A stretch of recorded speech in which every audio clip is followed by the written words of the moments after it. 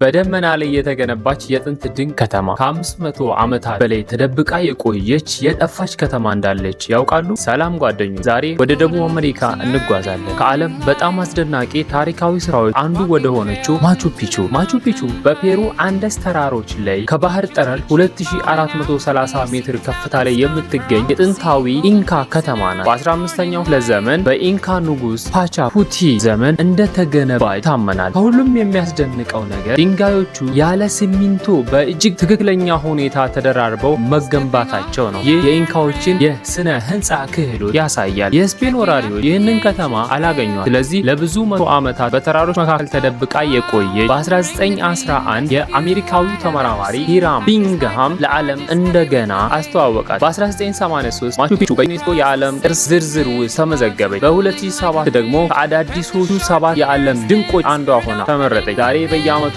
ሚሊዮኖች የሚቆጠሩ ቱሪስቶች ይህንን አስደናቂ ቦታ ለመጎብኘት ይመጣሉ። በደመና መካከል የምትገኘው ቺ ከተማ የታሪክ የተፈጥሮ ውበትና የሰው ፈጠራ አስደናቂ ጥምረት ናት።